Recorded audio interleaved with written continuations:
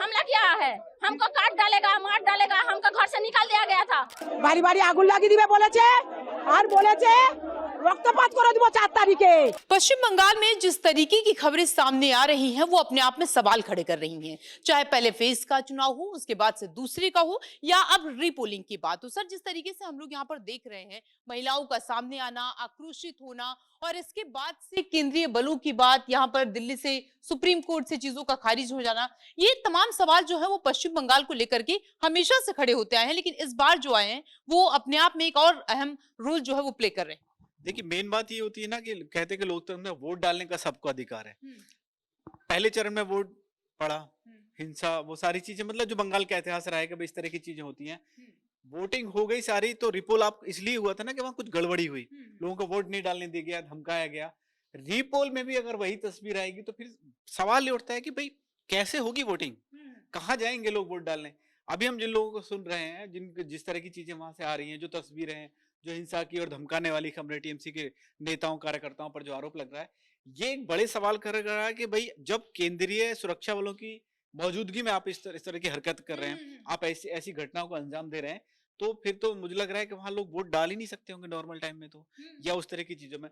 मुद्दा supreme court तक चला जा रहा है, वहां भी आप जो है हार रहे हैं, सुप्रीम कोर्ट आपको जो है धमका दे रहा है, कह रहा है सब चीजें ठीक हो रही हैं, चुनाव आयोग अपने हिसाब से काम सही कर रहा है।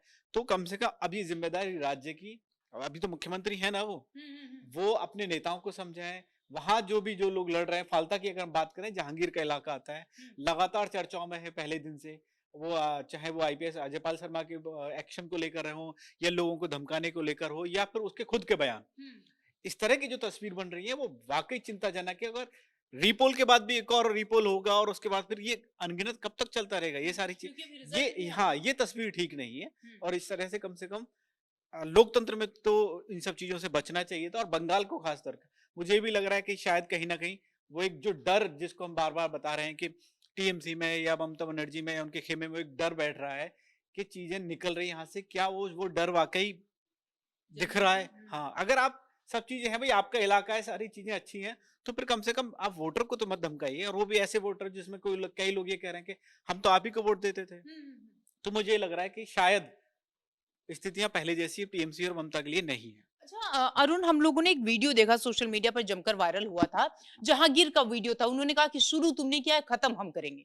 बिल्कुल, देखिए अभी जो खबर आ रही है वो आ रही है कि फाल्ता विधानसभा वो क्षेत्र है जहां पर जितने हिंदू वोटर्स हैं वो सभी लोग सड़कों पर उतर गए और टीएमसी के खिलाफ जो है ये आरोप लगा रहे हैं। 2 महिलाओं की अभी जो बाइट आई है जिसमें वो आरोप लगा रही हैं कि टीएमसी के कार्यकर्ता उनको धमकी दे रहे हैं कि हमारी सरकार आने दो तो हम तुम्हारे घर जला देंगे, तुम्हारी हत्याएं कर देंगे। ऐसे आरोप महिला जो है टीएमसी के ऊपर लगा रही है। इसके अलावा उस क्षेत्र में, फाल्ता विधानसभा क्षेत्र में जितने भी हिंदू वोटर्स हैं वो इस समय सड़कों पर उतरे हुए हैं। वो टीएमसी कार्यकर्ताओं का, ममता बनर्जी का विरोध कर रहे हैं, पहली बात। दूसरी बात ये कि वो जितने भी वोटर्स हैं वो ये कह रहे हैं कि फाल्ता में फिर से विधानसभा चुनाव हो, रीपोल हो। उसके पीछे कारण क्या है कि जिस महिला का अभी बयान आया, उसने कहा कि हमने टीएमसी को वोट दिया और हमें ही मारने की धमकी दी जा रही है। वो धमकी इसलिए दी जा रही है क्योंकि हम हिंदू वोटर्स हैं। पश्चिम बंगाल में ये हाल चल रहा है, जिसको लेकर वहां के लोग जो है वो सड़क पर उतर गए। आप ये देखिए कि जिस तरीके से सेकंड फेज का चुनाव चल रहा था फाल्ता विधानसभा में, फाल्ता विधानसभा दक्षिण 24 परगना में लगता है। जहांगीर का इलाका कहा जाता है, अभिषेक बनर्जी का वो गढ़ कहा जाता है। ऐसे में वहां पर देखिए कि फाल्ता जब सेकंड फेज का वोटिंग चल रहा था तो जो ईवीएम मशीन थी उसके ऊपर जो बीजेपी का निशान था उसको टेप से पूरी तरीके से ढक दिया गया था, जिसके बाद वोटिंग जो है वो प्रभावित हुआ। इसके बाद चुनाव आयोग ने इस पर संज्ञान लिया। अभी ये चल रहा है कि हाँ भैया एक्शन हो सकता है, फिर से रीपोलिंग हो सकता है। लेकिन उसके पहले ही सैकड़ों की तादाद में लोग जो हैं इस समय सड़कों पर उतरे हुए हैं। वो ये कह रहे हैं कि टीएमसी अगर बंगाल में जीत जाती है तो जितने हिंदू वोटर्स हैं वो चाहे टीएमसी को वोट किए हों ना किए हों, उनके साथ बर्बरता होगी, उनके घरों को जलाया जाएगा, उनके साथ हिंसक की जो घटनाएं हैं वो देखने को मिलेंगी। तो ऐसे आरोप जो है वो लोग लगा रहे हैं। तो हम चाहेंगे कि दर्शकों को पहले वो बयान सुना लेते हैं, फिर इसके बाद और विस्तार से चर्चा करते हैं। हम लोग टीएमसी को वोट दिया था, हम लोग फिर भी हम पर हमला किया है, हमको काट डालेगा, मार डालेगा, हमको घर से निकाल दिया गया था। इसराफिल चौकदार है, इसराफिल चौकदार हमका प्रधान है। धमकी किसने दिया? हमको नहीं, हमारे ग्रामवासी को। किसने दिया? इसराफिल चौकदार। वो कौन है? यहाँ पे जीपी के प्रधान है, टीएमसी के नेता है। टीएमसी के नेता है। अभी आप लोग क्या कर रहे हैं? हमको इस्राफिल को गिरफ्तार चाहिए, हमको सुरक्षा चाहिए, महिला को सुरक्षा चाहिए। महिला को कोई हमको घर से बुलाए कि मीटिंग के लिए जाना नहीं चाहिए, ये मांग रहे हैं हम लोग, इसीलिए आप लोग विरोध कर रहे हैं। বিরোধ করে। পুলিরা সকাল থেকে আমরা আছি ইসরাফিলকে ধরার জন্য।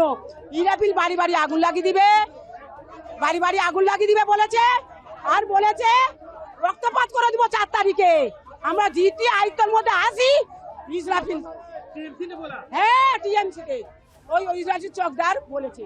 আর ওরা আমরা এই মীমাংস করতে দুষ্টিকে ধরো কেন এরম বলবে। अच्छा सर, हम लोगों ने एक चीज और देखा वहां पर, हिंदुओं की जब बात करते हैं तो बीते सालों में 2023, 24, 25 लगातार हिंदू वैसे भी कहीं ना कहीं वहां से पलायन करते हुए नजर आए थे। मतलब हिंदू वहां क्या खतरे में है? क्या वहां ममता बनर्जी जो हैं वो हिंदुओं को टॉर्चर कर रही हैं? उनकी सरकारें, उनके कार्यकर्ता उनको प्रताड़ित करते हैं? देखिए, ये तो क्या होता है ना कि राजनीति में एक होता है समीकरण, और समीकरण वो होता है कि भाई जात पे बैठेगा, धर्म पर बैठेगा।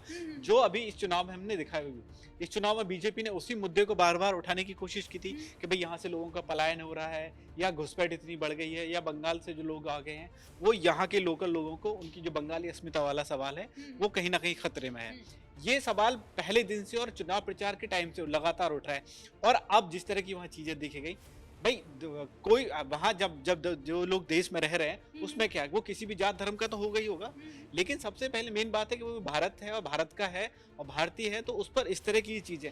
और वोट किसको देना है ये हमारी मर्जी है ना, ये हमें संविधान ने हक दिया है। लोकतंत्र का यही तकाजा होता है कि भाई आप अपनी मर्जी से अपने किसी भी उसको वोट दीजिए। उसके बाद ये धमकियां दे देना कि वोट अभी भी धमका रहे हैं आप, और उसमें एक ये डर होना कि वही वोट जब हो जाएगा उसके बाद मार दिए जाएंगे, घर जला दिया जाएगा, तो मैं समझता हूँ कि ये बहुत ही निंदनीय है।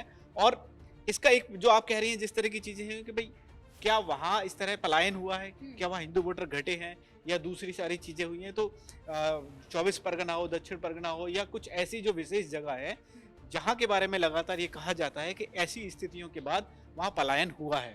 ध्रुवीकरण अब वहाँ ऐसी कोई गुंजाइश नहीं बची है, क्योंकि एक विशेष वोट के चक्कर में या कुछ नेता विशेष के चक्कर में, अपना गढ़ बनाने के चक्कर में, जहांगीर जैसे लोगों की वजह से ये स्थितियां वहां बनी हैं। कई जगह ऐसे बंगाल के उसमें दिखाई दी है, कई विधानसभा क्षेत्रों में हमने ये हालात देखे हैं जहां लोगों को ये डर है कि भाई अभी अगर सारी चीजें ठीक नहीं रहेंगी तो बाद में तो और ज्यादा हमारे लिए दिक्कत हो जाएगी।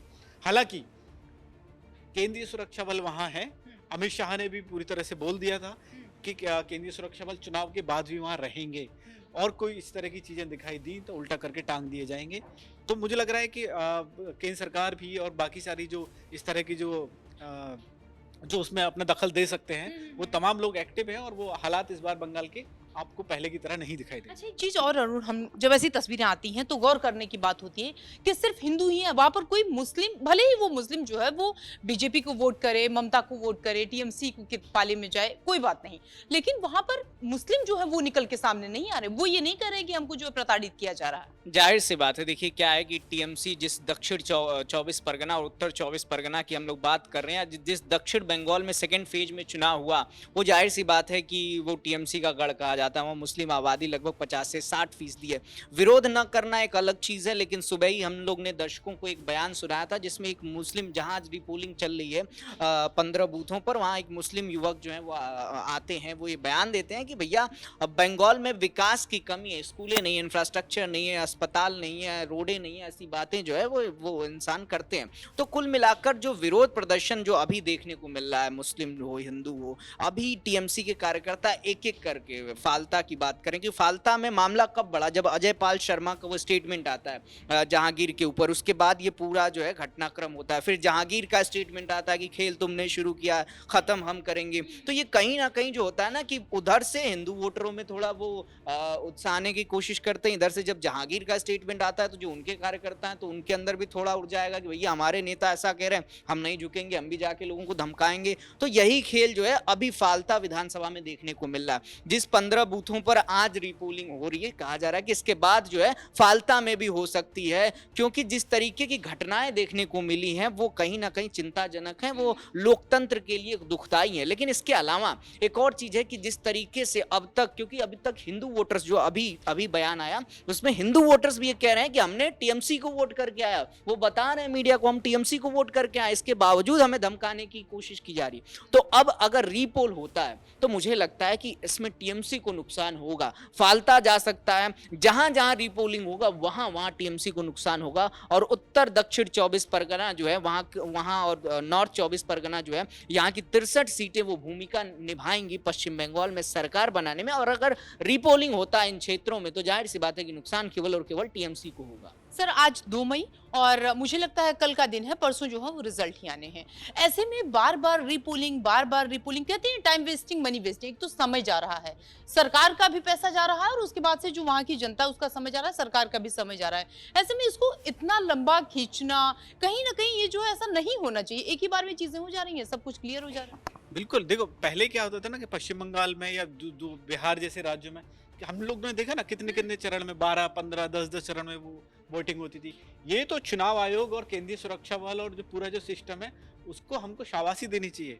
हम भारत के लोकतंत्र में इतनी सारी चीजें इतना मजबूत कर चुके हैं नीतियों को कि हम 2 चरण में वो चुनाव करवा ले रहे हैं। लेकिन वो वही है ना कि कुछ अराजक तत्व, कुछ जो है सरकार की मंशा, कुछ सरकार के जो गुर्गे और कुछ इस तरह के लोग जिनको ये लगता है कि हमारा गढ़ हमारे हाथ से चला जाएगा, वो कहीं ना कहीं उसमें व्यवधान डालेंगे, वो कहीं ना कहीं परेशानी खड़ी करेंगे। और जैसा अरुण ने कहा ना, नुकसान फिर उन्हीं को होगा।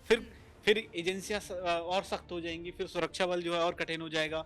फिर वो जो लोग अभी धमका रहे हैं वो मुझे लग रहा है कि उस इलाके में नहीं रहेंगे। फिर ऐसे हालात बन जाएंगे कि फिर जो प्योर शुद्ध वोट पड़ेगा वो उनके लिए हानिकारक हो जाएगा। क्योंकि अमूमन ये देखा जाता है कि जब आप किसी को धमका रहे हैं तो जनता भी तो सतर्क हो रही है ना, वो भी तो देख रही है कि टीएमसी की तरफ से लोग आ रहे हैं, वो धमका रहे हैं। लेकिन बीजेपी की तरफ से कोई, आपने अभी तक हम लोगों भी नहीं देखा कि वहां पर कोई कार्यकर्ता जा रहे हैं जो कह रहे हैं कि जबरदस्ती अगर आपने मुझे वोट नहीं किया, हमारी सरकार नहीं बनती तो आपका जीना मुश्किल होगा। जाहिर सी बात है, देखिए कि अब तक लग रहा था कि जिस हम लोग सेकेंड फेज की बात कर रहे थे उसमें कहीं ना कहीं जो है टीएमसी भारी होती है। लेकिन अब अगर रीपोलिंग होता है तो जो भारी था वो शब्द हल्का हो सकता है और कुछ सीटें जो हैं वो कम हो सकती हैं टीएमसी के पाले में। वो 40 से 50 का आंकड़े पर आ सकता है या फिर हो सकता है कि इससे भी कम हो जाए। तो जिस तरीके से अभी विरोध प्रदर्शन फालता में चल रहा है वो कहीं ना कहीं बंगाल की बदलती हुई तस्वीर का एक छोटा सा झलक है। हो सकता है 4 मई को जो तस्वीर सामने आएगी, जो पिक्चर सामने आएगा, वहां पूरी पिक्चर साफ साफ सबको दिखाई देगी। और ये जो है गौर करने की बात है क्योंकि सिर्फ एक दिन का समय है। 4 तारीख के शाम का 5 बजे का वो समय होगा जब सब कुछ कर्टन क्लियर हो जाएगा कि सरकार किसकी बन रही है और सत्ता पर कौन काबिज हो रहा है। हालांकि इसमें पूरी नजर हम बनाए हुए हैं, आगे इसमें जो भी अपडेट होगा वो हम आप तक लाएंगे। और तब तक के लिए आप बने रहिए हमारे साथ और देखते रहिए राष्ट्र।